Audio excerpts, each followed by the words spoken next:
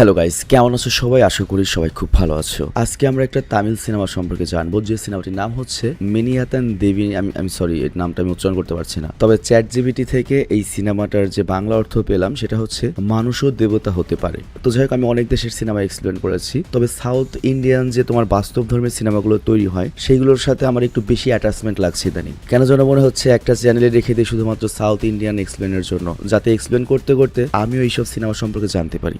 মানে Korean cinema এক ধরনের স্বাদ দেয়, বাট ওটার সাথে নিজেকে কিন্তু অতটা রিলেট করা যায় না, যেটা সাউথ সিনেমা দেখে হয় আর কি। তো যাই হোক, সিনেমার কাহিনী খুবই ইউনিক। সিনেমাটার IMDb রেট অনেক ভালো, 10-এ 7.5। তো প্রথমে আমি কোনো স্পয়েল করতে যাচ্ছি না, তবে একটা জিনিস নিশ্চিত থাকো, সিনেমাটা অসাধারণ হতে চলেছে, তোমার ভালো লাগবে। তো যদি কোনো ব্রেক থাকে, একটা ব্রেকের পর আমরা মূল ভিডিওতে চলে যাচ্ছি। হ্যালো ফ্রেন্ডস, একটা অসাধারণ প্ল্যাটফর্মের ব্যাপারে বলতে যাচ্ছি, যেটা PSG স্পন্সর করে। সামনে ফিফা ওয়ার্ল্ড কাপ শুরু হতে যাচ্ছে। ফুটবল লাভারদের জন্য অনেক অনেক বড় অপরচুনিটি। 11 জন ফুটবল ওয়ার্ল্ড কাপ শুরু হবে। তুমি তোমার ফেভারিট টিমকে সাপোর্ট করতে পারো, লাইভ ম্যাচ দেখতে পারবে দুনিয়ার যে কোনো প্রান্ত থেকে, ম্যাচের ইনসাইট এবং অনুমান করতে পারো স্কোর, আর সাথে উইনও হতে পারো। এছাড়াও এখানে আরো অনেক খেলা রয়েছে, যেমন ক্রাশ, চিকেন রোড। এখানে তুমি অনেক উপহারও জিততে পারো, যেমন BMW, আইফোন, ল্যাপটপ এবং আরো অনেক কিছু। আর স্ক্রিনে দেওয়া প্রোমো কোড রেজিস্ট্রেশনে ইউজ করলে প্রথম ডিপোজিটে পাবা 50,000 রুপি,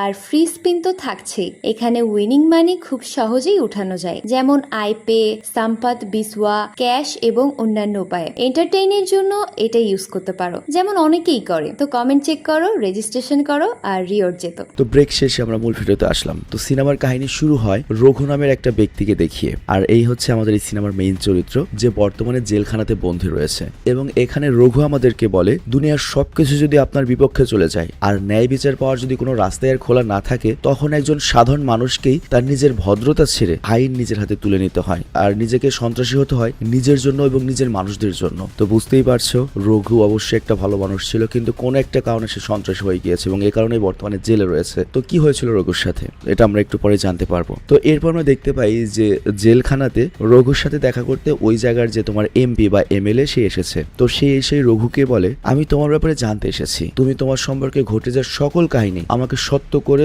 ডিটেলস ভাবে জানাও, আমি হয়তো তোমাকে সাহায্য করতে পারি। তো এই কথা শুনে রঘু তার কাহিনী বলা শুরু করে এবং এখান থেকে গল্প চলে যায় ফ্ল্যাশব্যাকে। তো ফ্ল্যাশব্যাক যায় হচ্ছে বছরখানেক আগের কাহিনীতে, যেখানে আমরা অনেকগুলো বাচ্চাকে দেখি, যার মধ্যে আমোধা নামের একটা মেয়ে বাচ্চা ছিল, যে নদীতে গোসল করতে গিয়েছিল, কিন্তু গোসল করার সময় তার পায়ের একটা পায়েল নদীর পানিতে হারিয়ে গিয়েছিল। তো রঘু সেই পায়েলটা খুঁজে আনার চেষ্টা করে এবং সে সফল হয়। তো এটা দেখে সকল বাচ্চারা রঘুর খুব প্রশংসা করে। আর এখানে একটা বিষয় উল্লেখ্য, পৃথিবীতে রঘুর আপন বলতে কেউ নেই, সে একটু বোকাশোকা নম্র ভদ্র টাইপের একটা মানুষ। সে অন্যকে সাহায্য করতে কখনোই পিছু হটে না এবং গ্রামের সকল মানুষ, সকল বাচ্চারা তাকে ভালোবাসে এবং সব বাচ্চারা ওকে রঘু আঙ্কেল বলে ডাকে এবং রঘু এই সকল বাচ্চাদেরকে নিজের সন্তানের মতো আদর করে এবং ভালোবাসে। আর এরপর আমরা দেখতে পাই সেখানে একজন পণ্ডিতজি এসেছেন, আর তিনি এসেই বলেন, তুই আর কতদিন একাকিত্বে জীবন কাটাবি বাবা, আর কতদিন হ্যান্ডেল মারবি? ভালো একটা মেয়ের সম্বন্ধ নিয়ে এসেছি, মেয়েটার নাম হচ্ছে সেলভি, পাশের গ্রামেই থাকে, তুই তোর একটা ভালো একটা ছবি তুলে দে আমাকে, আমি যেন মেয়ের বাড়িতে ওটা দেখাতে পারি। তো রঘু তখন বলে, ছেড়ে দিন না এসব, আমার যে চেহারা তার উপর টেইরা আমাকে কোন মেয়ে পছন্দ করবে?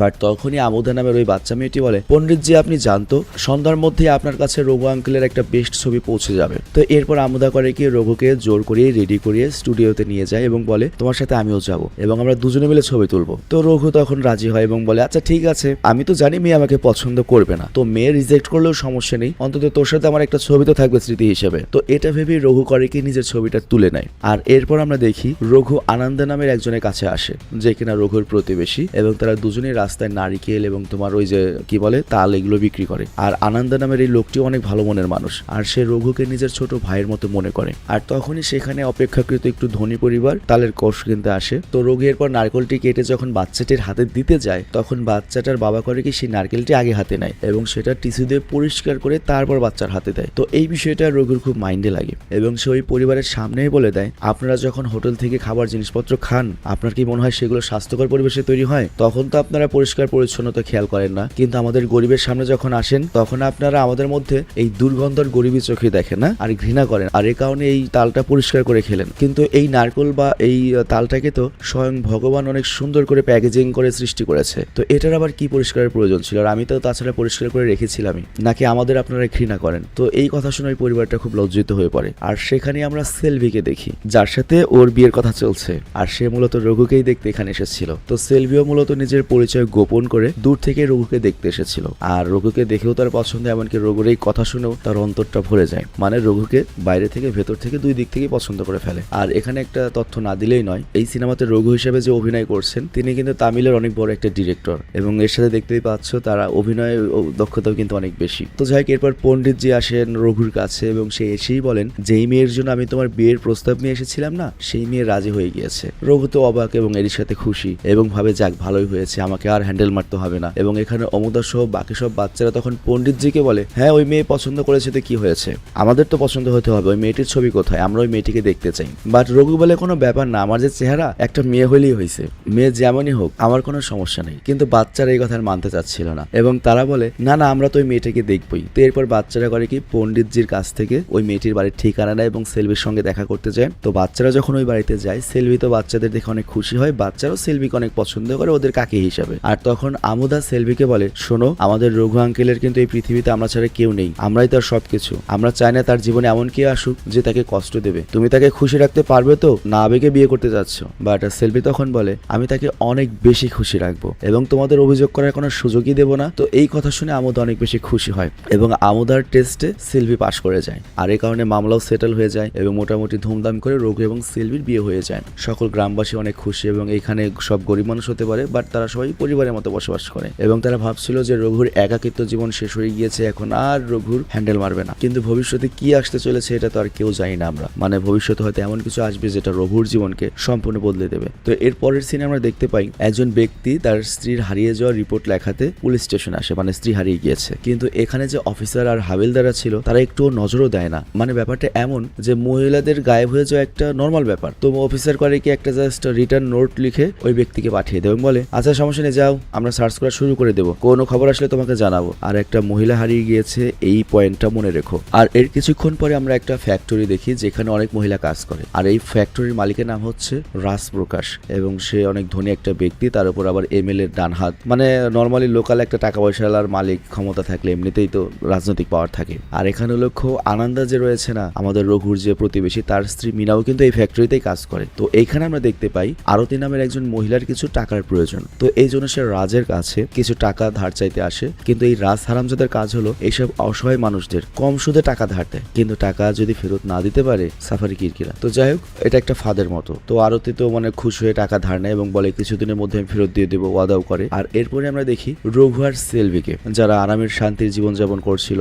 রঘু তো খুব বেশি ধনী নয়, তবে তারপরেও সে সেলভিকে তার অল্প টাকা দিয়ে রানীর মতো রাখার চেষ্টা করতো। আর এর আরেকটা কারণ হচ্ছে, একে তো রঘুর দুনিয়াতে কেউ নেই, সে গরিব হালে বড় হয়েছে, কিন্তু সেলভি একটু ভালো ঘরের, তার উপর সেলভি পড়ালেখা জানে, রঘু পড়ালেখা জানে না। তো এর জন্য রঘু চেষ্টা করতো সবসময় সেলভির পছন্দ মতো লাইফস্টাইলটা ওকে মেনটেন করার, মানে যতটুকু পারতো মন দিয়ে, মানে জান দিয়ে চেষ্টা করতো। আবার সেলভিও চেষ্টা করতো রঘুকে খুশি রাখতে। তো যাই হোক, একদিন সেলভি এসে রঘুকে বলে, আমাদের নতুন কোনো একটা ব্যবসা ট্রাই করা উচিত। আমি খেয়াল করে দেখেছি যে আশেপাশে কোথাও কোনো ধাবা নেই, ধাবা মানে হচ্ছে ওই খাবারের হোটেল, এবং এখানে যে ট্রাক বা অন্য মানুষ চলাফেরা করে তাদের রাস্তায় খাবারের কোনো ব্যবস্থা নেই। তো এই সুযোগটা কিন্তু আমরা নিতে পারি, আমরা একটা ধাবা খুলতে পারি। আর শহরে যাওয়ার রাস্তা যেহেতু একটাই, প্রতিদিনই এখানে অনেক মানুষ যাতায়াত করে, তো আমাদের ধাবা অনেক ভালো চলবে। আর তখন আনন্দাও এখানে আসে এবং রঘুকে বলে, সেলভি কিন্তু ঠিক কথাই বলেছে, তোমার একটা ধাবা খোলা উচিত, আর যদি তোমার কাছে টাকা পয়সার সমস্যা থাকে দুজনে পার্টনারশিপে ধাবা খুলবো। তো এরপর রঘু বলে, ঠিক আছে তোমরা সবাই মিলে যেহেতু সিদ্ধান্ত নিয়েছো, ভালো একটা লোকেশন দেখো, চলো একটা ধাবা খুলি। তো এরপর তারা সবাই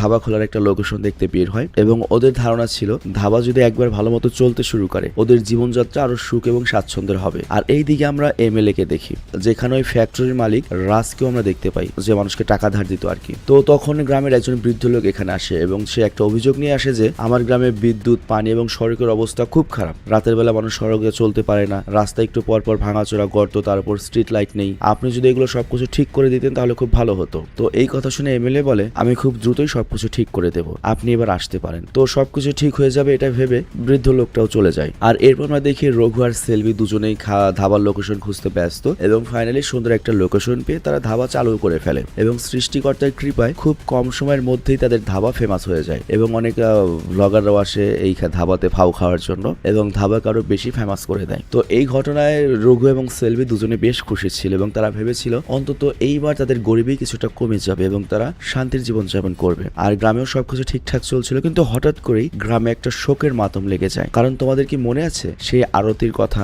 যে প্রকাশ রাজের কাছ থেকে টাকা ধার নিয়েছিল? তো সেই আরতি আজকে সকালে গলায় দড়ি দিয়ে আত্মহত্যা করেছে। তো সকল গ্রামবাসী আরতিকে দেখে ভাবছিল ওর দুইটা বাচ্চা রয়েছে, দুটো বাচ্চাকে এতিম করে ও কিভাবে সুইসাইড করতে পারে, কেন এই কাজ করলো, মানে কি কারণ এটা কেউ বুঝতেই পারছিল না। এমনকি ও কেন আত্মহত্যা করলো এই সাধারণ মানুষ সেটা বেশি জানারও চেষ্টা করছিল না। কিন্তু যেহেতু মারা গিয়েছে এ কারণে হিন্দু রীতি রেওয়াজ অনুযায়ী তার অন্তিম সংস্কার করা হয়। তবে এই ঘটনায় পুরো গ্রামবাসী দুঃখী ছিল। তো যাই হোক, একদিন রাতে যখন রঘু ধাবাতে ছিল তখন রাজ তার বন্ধু বান্ধব নিয়ে ধাবাতে আসে এবং এখানে দেখা যায় রাজ তার সাথে লোকদেরকে নিয়ে নেশা করতে শুরু করে এখানে, এবং দেখতেই পাচ্ছ যে হট চিক্স নিয়ে এসেছে। তবে এখানে আরো অনেক মানুষ কিন্তু তাদের পরিবার নিয়েও খেতে এসেছিল। তো সবার সামনে রাজ একে তো নেশা করছিল, আবার মেয়ে নিয়ে ফুর্তি করছিল। তো রঘু তখন করে কি রাজের কাছে যায় এবং খুব মোলায়েম কণ্ঠে বলে, স্যার প্লিজ এখান থেকে একটু বাইরে গিয়ে নেশা করুন, এখানে অনেক পরিবারের লোকজন রয়েছে, বাচ্চাদের সামনে এগুলো করা ঠিক হবে না স্যার। বাট এই কথা শুনে রাজের অনেক রাগ হয়ে যায় এবং সকলের সামনে সে রঘুকে থাপ্পড় মেরে দেয় এবং বলে, গরিব ভিখারি কোথাকার, তুই আমাকে শেখাবি কোথায় কি করতে হবে কোথায় কি না করতে হবে। এবং অতিরিক্ত রাগে রাজ করে কি এখানে ধাবা ভাঙাই শুরু করে দেয়। বাট রাজ মানে ওই প্রকাশ রাজের যে বাকি সাগরেদরা ছিল তারা রাজকে বুঝিয়ে শুনে সেখান থেকে নিয়ে যায়। কিন্তু বেচারা রঘুর আর কি করার আছে, সে চুপচাপ ওখানেই দাঁড়িয়ে থাকে। মানে ওর তো কিছু করার নেই, আর কিছু করলে তো ঝামেলা বাড়বে, আর ও তো অনেক বেশি শক্তিশালী। তো যাই হোক, এরপর রঘু ওর পার্টনার আনন্দকে বলে, প্লিজ তুমি সেলভিকে কিন্তু আজকের ঘটনায় কিছুই জানিও না, তাহলে ও কষ্ট পাবে এবং টেনশন করবে। তো যাই হোক, রঘুর কাছে এটা খুব খারাপ লেগেছিল, কিন্তু ঝামেলা বাঁচলে ঝামেলা আরো বড় হবে, আর তাই পরিবারের কথা ভেবে সে এই অপমানটা মেনে নেয়। গাইজ, ভিডিওর মাঝখানে একটু বিরক্ত করছি, আমরা কিন্তু নতুন একটা ওয়েবসাইট লঞ্চ করেছি স্যাভেজ অন নামে। তো সেখানে কিন্তু ওয়ার্ল্ড কাপের সব সেরা সেরা জার্সি এসেছে এবং আমাদের কাছে প্রিমিয়াম কোয়ালিটির জার্সি, যেটা সরাসরি চায়না থেকে ইম্পোর্ট করা, ওটার নাম হচ্ছে প্লেয়ার্স এডিশন, যেটার দাম পড়বে 990 টাকা। এবং বাজারে যত প্লেয়ার এডিশন রয়েছে তার চেয়ে সবচেয়ে কম মূল্য হচ্ছে এই দামটি। আর আরেকটা এডিশন রয়েছে ফ্যান এডিশন, যেটার মানও খুবই ভালো, কিন্তু ওটা বাংলাদেশে তৈরি, ওইটার দাম পড়বে হচ্ছে 750 টাকা। আর তুমি যদি জার্সিতে তোমার নাম লিখে নিতে চাও বা নাম্বার লিখে নিতে চাও 100 টাকা বেশি পড়বে। আর এছাড়াও আমাদের কিন্তু অনেক অ্যানিমে কালেকশন রয়েছে, জুতা রয়েছে এবং আরো অনেক প্রোডাক্ট অ্যাড হবে। তো এই জন্য এই ওয়েবসাইটটি তোমরা সেভ করে রেখে দিও এবং এখান থেকে নিশ্চিতে তোমরা অর্ডার করতে পারবে। তো চলো মূল ভিডিওতে চলে যাই। আর এর পরের দিন সকালে আমরা দেখি আমোধা স্কুলে যাচ্ছিল এবং এখানে একটা বিষয় লক্ষ্য, প্রতিদিনই সে রঘুর সামনে এসে বলে যে তুমি তো আমাকে প্রতিদিন একটা করে ধাঁধা দাও, আজকে আমাকে একটা ধাঁধা বলো, আমি সেটার উত্তর দেবো। তো রঘু তাকে একটা বাচ্চাদের ধাঁধা জিজ্ঞাসা করে, কিন্তু আমোধা এটার উত্তর দিতে পারে না। তবে আমোধা বলে, ঠিক আছে আমি এখন স্কুলে যাচ্ছি, কিন্তু এরপর আমি স্কুল থেকে ফিরে তোমাকে উত্তর দিয়ে তারপর বাড়িতে যাব। তো এরপর আমোধা স্কুলে পৌঁছে যায়, কিন্তু তার মাথায় শুধুমাত্র ওই ধাঁধার প্রশ্নটাই ঘুরপাক খাচ্ছিল। আর সে তার বন্ধুদের সাথে এটা শেয়ার করে, সবাই মিলে এই ধাঁধার উত্তর খুঁজতে ব্যস্ত হয়ে যায় এবং অনেক চিন্তা ভাবনার পরে আমোধা নিজে এটার উত্তর খুঁজে বের করে। আর তারপর স্কুল শেষে বায়নায় গিয়ে আমোধা প্রথমে যায় হচ্ছে রঘুর ধাবাতে এবং সেখানে গিয়ে রঘুর বলা ওই ধাঁধার উত্তরটা দেয় এবং এই উত্তরটা সঠিক ছিল। তো উত্তর শুনে রঘু অনেক খুশি হয় এবং বলে তুমি অনেক ট্যালেন্টেড। তো এরপর উপহার হিসেবে আমোধাকে রঘুকারীকে একটা বিরিয়ানি প্যাক করে দেয় এবং বলে বাসায় গিয়ে খেয়ে নিও, সন্ধ্যা হয়ে আসছে দ্রুত চলে যাও। তবে একটু পরে আবার রঘু বলে, আমি কি তোমাকে বাড়িতে দিয়ে আসবো, কারণ সন্ধ্যা হয়ে যাচ্ছে।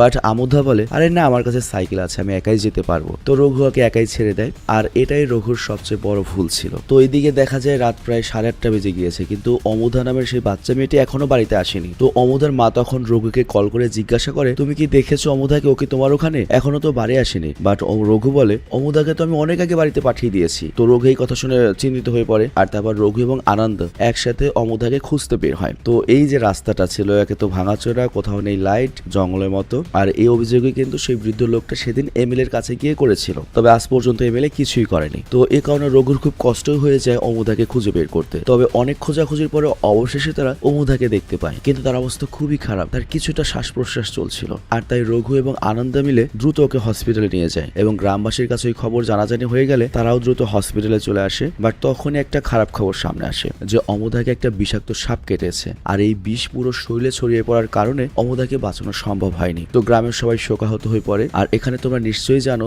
যে রঘু কিন্তু আমুধাকে নিজের মেয়ের মতো মনে করত এবং রঘুর এখনো বিশ্বাসই হচ্ছে না যে ওকে রঘু আঙ্কেল বলা সেই ছোট্ট মেয়ে আমুধা ওকে রেখে আগে চলে গিয়েছে। তো এইটা ওর মাথায় মারাত্মক শোক দেয় আর কি। তো যাই গ্রামবাসী করে কি অমুধার অন্তিম সংস্কারের ব্যবস্থা করে। আর রঘু তো কোনোভাবেই এই ব্রেনের শোকটা কাটিয়ে উঠতে পারছিল না এবং ওর মন আর মস্তিষ্ক বারবার বলতে থাকে যে কেন আমি ওকে একা ছেড়ে দিলাম, মানে ও আত্মযন্ত্রণায় ভুগছিল। আর এ কারণেও মদ খেতে শুরু করে দেয়। আর তখন সেলভি রঘুকে বোঝাতে শুরু করে, তুমি আর কতদিন এভাবে থাকবে, অমুধা যেখানেই থাকুক না কেন, তুমি যদি এরকম নেশাগ্রস্ত অবস্থায় থাকো ওর কি ভালো লাগবে? তবে এত দ্রুত এই শোকটা কাটানো তো কারো পক্ষে সম্ভব নয়। আর তখন আমরা দেখতে পাই সেই বৃদ্ধ লোকটি আসে এবং রঘুকে বলে, আজ যদি রাস্তায় বিদ্যুতের ব্যবস্থা থাকতো, রাস্তাঘাট যদি ঠিক থাকতো, তাহলে আমুধার এই অবস্থা হতো না। এবং সে আরো বলে, আমি সবসময় এক একাই এমিলের কাছে যাই, আমার সাথে কেউই যায় না, আর এ কারণে হয়তো এমিলে আমার কথায় গুরুত্ব দেয় না। তো এই কথা শুনে রঘু বলে ঠিক আছে, কালকে আমরা দুজনে মিলে এমিলের কাছে যাব এবং জিজ্ঞাসা করব কেন এখানে কাজটা এখনো শুরু করা হয়নি আর কতদিন এই জায়গাতে মানুষের প্রাণ দিতে হবে। তো পরের দিন রঘু করে কি সেই বৃদ্ধ লোকটাকেই নিয়ে ওই এমিলের কাছে যায় এবং সবকিছু খুলে বলে এবং বলে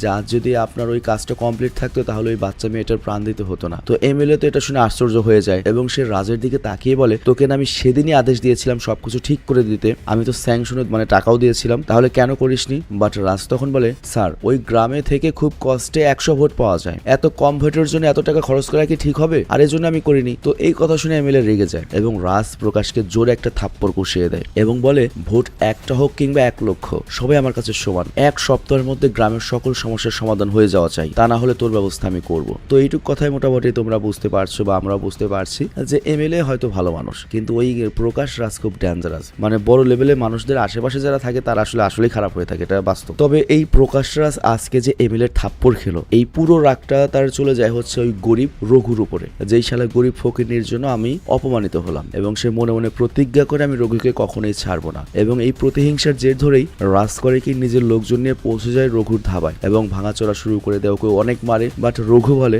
স্যার আমাকে ক্ষমা করে দিন, আমি বুঝতে পারিনি যে এমএলএ আপনাকে থাপ্পড় মেরে দেবে, আমি তো শুধুমাত্র গ্রামের সমস্যার জন্য অভিযোগ করতে গিয়েছিলাম। কিন্তু রাজ এসবের কিছুই শুনতে চায় না এবং এমএলএ যেই বিল পাশ করিয়েছিল গ্রামের সমস্যা দূর করার জন্য সেই কাগজ আগুনে জ্বালিয়ে দেয় রঘুর সামনে এবং বলে এমএলএ আমার কি করবে, আমরাই তো এমএলএ চালাই, আর এবার আমি দেখবো তোরা কই যাস, কোথায় সুযোগ সুবিধা পাস, তোদেরকে কে বাঁচায়। তো এটা বলে রাজ সেখান থেকে চলে যায় আর এরই সাথে পুরো ধাবাও বরবাদ করে যায়। আর এরপর সেলভি যখন এই ব্যাপারটা জানতে পারে ও তো দৌড়িয়ে রঘুর কাছে চলে আসে, কিন্তু এই ঘটনায় রঘু চলে যায় ডিপ্রেশনে এবং রঘু বলে আমার সব শেষ হয়ে গেল। বাট সেলভি তখন তাকে সান্ত্বনা দিয়ে বলে হিম্মত হারিও না, আমরা শূন্য থেকে আবার সব শুরু করব, সব ঠিক করে ফেলবো, যেভাবে শুরু করেছিলাম সেভাবেই করব। আর এই দুঃখের সময় সেলভি ওকে একটা সুসংবাদ দেয়, সেটা হচ্ছে সেলভি মা হতে চলেছে। তো এই খবর শুনে রঘু সবার প্রথমে ভগবানের প্রতি কৃতজ্ঞতা প্রকাশ করে এবং বলে তোমার কৃপা সর্বদা আমার উপর রেখেছিলে প্রভু, সুখ হোক বা দুঃখ হোক সব সময় আমার সঙ্গে থেকো। আর এরপর তারা ধীরে ধীরে দুজনেই আবারও মেহনত করে ধাবাকে সচল করা শুরু করে। আর এরপর একদিন সেলভি খেয়াল করে যে মিনা অর্থাৎ রঘুর যে তোমার পার্টনার আনন্দ তার স্ত্রী ভীত চেহারা নিয়ে কোথাও যাচ্ছে। তো সেলভি তাকে দেখে জিজ্ঞাসা করে সবকিছু ঠিক আছে তো? বাট মিনা কিছুই বলে না, সে উল্টো ভয়ে কাঁপছিল এবং তাকে দেখে মনে হচ্ছিল তার বিশাল বড় কোনো একটা বিপদ হয়েছে, সে ভয়ে আছে। আর এর পরের রাতের সিন আমাদেরকে দেখানো হয় যেখানে সেলভি রঘুকে বলে আমি তোমাকে একটা কিছু জিজ্ঞাসা করতে চাই। তো রঘু বলে কি বলো? আর এরপর সেলভি বলে তুমি কি আমাকে 50,000 টাকা দিতে পারবে? তো রঘু তখনই করে কি তার জমা করা টাকা থেকে 50,000 টাকা নিয়ে সেলভিকে দিয়ে দেয়। আর সেলভি তখন অবাক হয়ে বলে তুমি একবার জিজ্ঞাসাও করলে না এই টাকাটা আমার কেন প্রয়োজন? রঘু তখন বলে তুমি এটা কি বলছো? তুমি জীবনে প্রথম আমার কাছে কিছু চেয়েছো আর আমি তোমার কাছ থেকে কৈফিয়ত নেব? তো এই কথা শুনে সেলভি খুব খুশি হয় এবং মনে মনে ভাবে যে আমার স্বামী আমাকে কত বিশ্বাস করে। আর এর পরের সিনে আমরা পুলিশ অফিসারকে দেখতে পাই যে রাজের সঙ্গে দেখা করতে এসেছে। আর সে এসেই রাজকে বলে ইদানিং তোমার নামে অনেক বেশি অভিযোগ আসছে আর তোমাকে বাঁচাতে গিয়ে আমাকে এক্সট্রা ডিউটি করতে হচ্ছে, তো এই বাড়তি কাজের পারিশ্রমিক আমাকে দিয়ে দাও। মানে বুঝতেই পারছো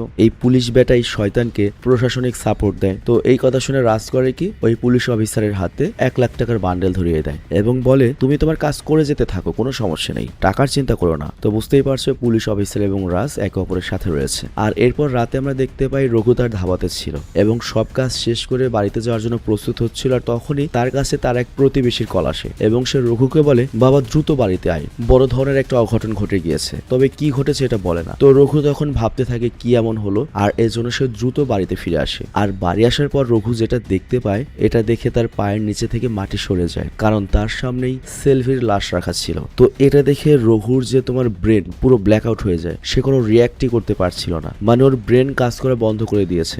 ও চোখে কি দেখছে এটা বিশ্বাসই করতে পারছিল না। আর তখন আশেপাশের মানুষ বলে উঠতে শুরু করে সেলভি আত্মহত্যা করেছে। বাট রঘুর জন্য এটা বিশ্বাস করা অসম্ভব ছিল, কারণ আজকে সকালেও তো সেলভি অনেক হাসি খুশি ছিল এবং তাদের মধ্যে কোনো দুশ্চিন্তা ছিল না, তাহলে সেলভি কেন এমনটা করলো? আর তাছাড়া প্রথমে অমুধা মানে ওই বাচ্চা মেয়েটার মৃত্যুতে ধাক্কা খেয়েছে, আবার এই স্ত্রীর মৃত্যুতে রঘু যেন বেঁচে থাকার আশাই ভুলে যায়। সে বুঝতে পারছিল না এখন তার কি করা উচিত এবং রঘু এখানে কাঁদতে কাঁদতে বলে ওঠে ভগবান তোমার উপর আমি ভরসা করেছি, কিন্তু তুমি কেন আমার সাথে এমনটা করলে? আর সেলভি ছিল আমার একমাত্র শেষ অবলম্বন, তাকেও তোমার কেড়ে নিতে হলো। আর তখনই এখানে আসা হচ্ছে মিনা এবং সে বলে আমাকে ক্ষমা করে দাও, সেলভির মৃত্যুর জন্য আমি দায়ী। তো আনন্দ তখন রেগে যায় এবং বলে তুই কি পাগল হয়ে গিয়েছিস? তুই কি করেছিস সেলভির সাথে, তাড়াতাড়ি বল। আর তখনই এখানে গ্রামের একটা ছেলে আসে যে মোবাইল রিপেয়ারিং এর দোকান চালায়। তো সে এসে বলে রঘু ভাইয়া সেলভি দিদিকে ধর্ষণ করা হয়েছে, আর এই কাজ করেছে ওই লম্পট রাজ। আর ওই রাজ আমার দোকানে তার একটা মোবাইলের ভাঙার ডিসপ্লে ঠিক করতে এসেছিল। তো মোবাইলটা যখন রেখে যায়, আমি মোবাইল ঠিক করে যখন চালু করি, তখন ওর মোবাইলের ভেতরে আমি সেলভি দিদির ভিডিও পাই, যেখানে ওই রাজ সেলভি দিদির সাথে খারাপ কাজ করছিল। বাট এখানে আমাদের রঘু বলে ওঠে, সেলভি ওই শয়তানটার কাছে কেন গিয়েছিল? ও তো ওই ফ্যাক্টরিতে কাজও করে না, তাহলে ওই শয়তানের কাছে কেন যাবে? আর তখনই মিনা কান্না করতে করতে বলে, আমি ওকে নিয়ে গিয়েছিলাম। আর ওই মুহূর্তে আমাদের ফ্ল্যাশব্যাকে কিছু সময়ের আগের দৃশ্য দেখানো হয়। তো আমরা দেখতে পাই মিনা তো ওই রাজের ফ্যাক্টরিতে কাজ করতো, আর তার কাছ থেকে টাকা ধার নিয়েছিল, কিন্তু সময় মতো সে পরিশোধ করতে পারে না, আর তাই সে আরো 1 সপ্তাহের সময় চেয়ে নেয়। আর তখন রাজ বলে, দেখো আমার এখানে সময় দেওয়া হয় না, আর ইন্টারেস্ট বা সুদ সহ তোমার ঋণ এখন 50,000 টাকা হয়ে গিয়েছে। আর জীবনে তুমি কি কখনো 50,000 টাকা একসাথে দেখেছো? কোথা থেকে আনবে এতগুলো টাকা? তবে টাকা যদি নাও দিতে পারো আপাতত সমস্যা নেই, সুদটা পরিশোধ করার একটা অপশন রয়েছে আমার কাছে, তুমি খালি আমাকে খুশি করবে, আমি তোমার সুদ মাফ করে দেবো। তো এটা বলেই রাজকরিকি মিনাকে ছোঁয়ার চেষ্টা করে, তবে মিনা এতে অনেক রেগে যায় এবং রাগের মাথায় বলে, কালকের মধ্যে তোর সকল টাকা আমি নিয়ে আসবো, যদি না আনতে পারি প্রয়োজনে গলায় দড়ি দিয়ে মরবো, বা তুই যা পারিস করিস। আর এটা বলে মিনা এখান থেকে চলে যায়। তো এইটাই ছিল সেই সময় যখন সেলভি মিনাকে ভয় পেতে দেখেছিল। আর তারপর সেলভি করে কি মিনার কাছে জিজ্ঞাসা করে, এত ভয় পাচ্ছ কেন? তো মিনা তখন সকল সত্য জানিয়ে দেয়। আর এর জন্যই সেলভি কিন্তু রঘুর কাছ থেকে 50,000 টাকা চেয়েছিল। আর এর পরের দিন সেই টাকা নিয়ে মিনার সাথেও গিয়েছিল ওই রাজের কাছে। আর টাকা ফেরত দেওয়ার পরে সেলভি বলেছিল, এরপর কোনো মেয়ের গায়ে হাত দেওয়ার আগে 10 বার ভেবে নিবি, কারণ মেয়েরা দুর্বল নয়। তো এই কথা শুনে রাজ রেগে যায় এবং বলে, একটা মেয়ের কিভাবে সাহস হয় আমার সাথে এভাবে কথা বলার? কিন্তু সেলভি এখানে থামে না, সে যেহেতু শিক্ষিত এডুকেটেড, সে রাজের সাথে আইন নিয়ে কথা বলতে শুরু করে, মানে পুলিশে ধরাবে, এটা করবে। তো এইটা শুনে রাজ তো রেগে যায়। আর যখন সে আরো জানতে পারে যে সেলভি ওই রঘুর বউ, যার উপর তার আগের রাগ রয়েছে, সে করে কি তখনই সেলভিকে তার বেডরুমে নিয়ে যায় এবং সেলভিকে রেপ করে। কিন্তু ওই ধস্তের সময় সেলভি যখন নিজেকে বাঁচানোর চেষ্টা করে, তখন মোবাইলটা নিচে পড়ে যায় এবং ডিসপ্লে নষ্ট হয়ে যায়। আর কাজ শেষ হওয়ার পরে রাজ সেলভিকে বলে, এই ঘটনা যদি আমাদের দুজনের মধ্যে সীমাবদ্ধ থাকে তাহলে তো ভালো, কিন্তু তুই চিন্তা কর, রঘু যদি জানতে পারে তুই আমার সাথে বিছানায় শুয়েছিস, ওকে সহ্য করতে পারবে? আর তাছাড়া তোর ভিডিও তো আমি আগে করেছি। তো এরপর সেলভি আর মিনা বাড়িতে চলে আসে। তো মিনা এসবের জন্য নিজেকেই দোষী ভাবছিল এবং সে বলে, আমি যদি তোর কাছে সাহায্য না চাইতাম তাহলে এসব কিছু হতো না। বাট তখন সেলভি করে কি মিনাকে কসম করায় যে আমি যতদিন জীবিত আছি ততদিন রঘু যেন এই কথা কোনোভাবেই জানতে না পারে। আর মিনাও মেনে নেয়। আর তারপর সেলভি বলে, আমার ক্ষুধা লেগেছে, তুমি আমার জন্য খাবার নিয়ে আসো। তো এরপর মিনা যখন চলে যায়, সেলভি করে কি নিজেকে নিজের রুমে বন্দি করে নেয়। আর রঘু এবং তার ছবির সামনে দাঁড়িয়ে খুব কান্না করে এবং বলে, কি একটা ঘটনা ঘটে গেল আমার জীবনে। আর তারপর সেলভি রঘুর ছবির দিকে তাকিয়ে বলে, আপনার সেই সেলভি আর পবিত্র নেই, আপনি আমাকে রানীর মতো জীবন দিয়েছিলেন, কিন্তু এখন আমার নিজের উপর আমার ঘৃণা হচ্ছে, এই মুখ নিয়ে আমি আপনার সামনে কিভাবে দাঁড়াবো? আর তখনই সেলভির ব্লিডিং হতে শুরু করে, মানে ও তো প্রেগনেন্টই ছিল, তার উপর রেপ হয়েছে, বুঝতেই পারছো, ওর মিসক্যারেজ হয়ে যায়, বাচ্চা নষ্ট হয়ে যায়। তো এই পর্যন্ত সবকিছু সেলভি সহ্য করতে পারলেও এটা দেখে সে পুরোপুরি ভেঙে পড়ে। আর তখন সেলভি বলে, আমি তো আপনার বাচ্চাটাকেও জন্ম দিতে সক্ষম হলাম না, আমি আসলে আপনার মতো পবিত্র ভালো মানুষের সাথে থাকার যোগ্যই নই। তো এসব ভাবেই সেলভি করে কি যেটা করার ওইটাই করে বসে, সুইসাইড করতে যায়। যদিও তার উচিত ছিল, সে যেহেতু শিক্ষিত সে আইনের মাধ্যমে লড়াই করতে পারতো, কিন্তু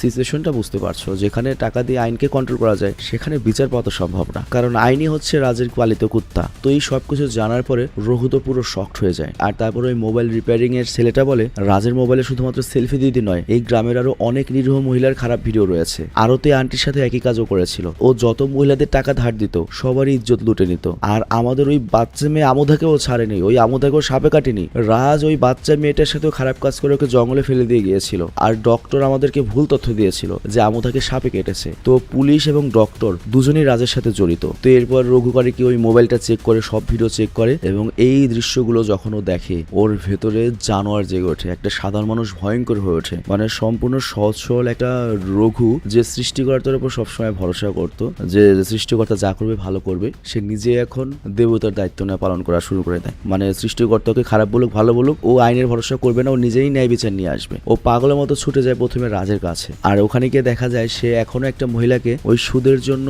খারাপ কাজ করাতে বাধ্য করছিল। তো রঘু সরাসরি ওর সাথে লড়াই করতে যায়, বাট রাজের লোকেরা ওকে আটকানোর চেষ্টা করে, কিন্তু আজকে আর কোনো শক্তি রঘুকে আটকাতে পারবে না। এবং আমরা দেখতে পাই সকলের সামনে করাত দিয়ে রাজকরিকর গলাটাই কেটে ফেলে। আর তারপর ওই মুন্ডু নিয়ে সদা যায় হচ্ছে ওই ডক্টরের কাছে, যে ওই বাচ্চা মেয়েটার মিথ্যা রিপোর্ট দিয়েছিল। আর এরপর রাগান্বিত হয়ে রঘু করে কি ওই ডক্টরের গলা কাটে। আর তারপর ওই দুই মুন্ডু নিয়ে যায় হচ্ছে পুলিশ স্টেশনে, এবং তখন দেখা হয় পুলিশ অফিসারের সাথে, এবং পুলিশ অফিসার কোনো কিছু রিয়াক্ট করার আগেই রঘু করে কি তার গলাও কেটে দেয়। আর ওই 3টা গলা বস্তায় ভরে সে পুলিশ স্টেশনে বসে পড়ে। তো এরপর কাহিনী আসে বর্তমানে, এবং এই গল্প শুনে এমএল এর চোখে পানি চলে আসে, এবং সে বলে, তুমি কোনো ভুল করোনি, তোমার জায়গায় যদি আমি হতাম আমিও তাই করতাম, আমি অবশ্যই তোমাকে জেল থেকে বের হতে হতে যে কোনো মূল্যে সাহায্য করব। বাট রঘু বলে এইসব কথা যদি সামনে আসে যে ওই রাজ এতগুলো গ্রামের মানুষের ইজ্জত লুটে নিয়েছে, সবার নাম উঠে আসবে এবং কি হবে আরো বেশি মানুষ জানবে এবং তাদের জখমের লবণ ছিটনের মতো হবে। তো এই জন্য আমাকে সাহায্য করা বাদ দিন, আমি সবাইকে ন্যায় বিচার পাইয়ে দিতে পেরেছি, এটাই আমার জন্য অনেক। আর তাছাড়া এখন পৃথিবীতে আমার বেঁচে থাকার কোনো কারণ নেই, পৃথিবীতে আমার কেউ নেই,